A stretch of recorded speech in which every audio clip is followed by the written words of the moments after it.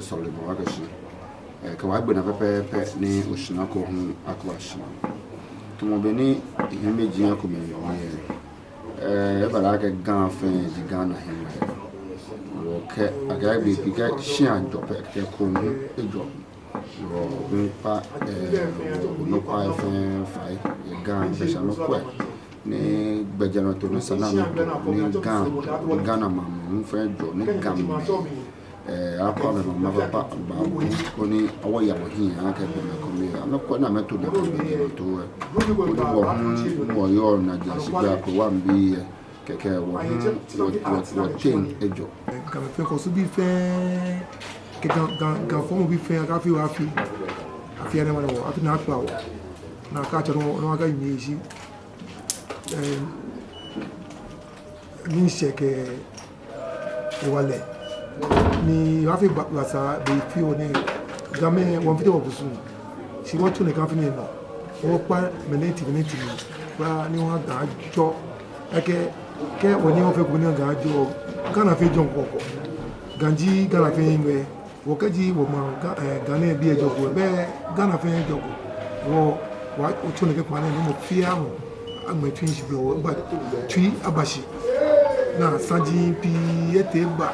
mene ke fe wote me kuma nke ana wo ye yiwane kaji anamko ye musun ana le bi kaji muko be yiwane ya fi na emi kaji woke ya wona ke akamu ina yiwale osoro ya ke ana te dinku akaba fote wombi ake afi ni baba na emi kaji wojibu wojinu ni kaji woje ekonu wo mu okun fi ajo waji fi ni wobula aka panji abahwe wo yin wombi aka meni ya school na mena ni bia na yo ani mo agbele amedwemo na menye ameli ni wombi aka ni chumo efi ni chumi na mo mena ameli chumo na woni ma agbele gbe na menya mena na mena se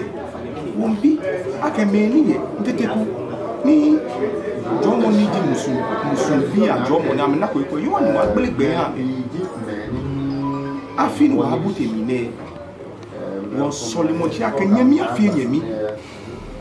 bi aleche ni chi alebi bi alenye ni alebi ekumi fi mu ayi wo fi wote bi wo so epe si ga fi ake ga mo here Ghana ba ya ehin masumo kekeli mahani eshe mambi fe de jiake afia ya ne bani na wo fe mo panya ni na wo ano tedi nkokra akafu wote wa ye gbo ni wo ye gbe ana kaji wona fuwe efe ayilo not fe no ni ji efun eba de ajibese wo pan ni wo bla fe abahwe wo ni kaji wona yo ke ho ena bi ne gbeyese efonko pra akani na wo te moko afi bene kaji abi wo hie ana wo na che wo ke wo gbe ake wo ye afia ya ne ba ni na wo fe ni ha ma fi wo afi ne ke bi e wo te yin fi boni wo yo ni agbene hu e bi titri me ni ke oblanta e di ame kase ni ame na ntumo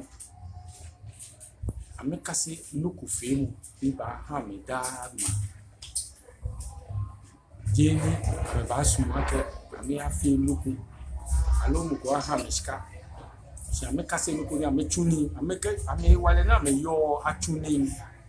ni ame ne ko ni ame ha mu ko ni ame ha ame cheme ka me ni blo ni ko agbene hu e o wa suma ke o yu anu kwale ni je lumoyeli mi o je ko ya ka wo lumoyeli sadiji ami e ja ke mene e ba fi ake lumoyeli Ewo ni ke naska. Si ko open mi o ya ka wo. I'm a police officer. Yela.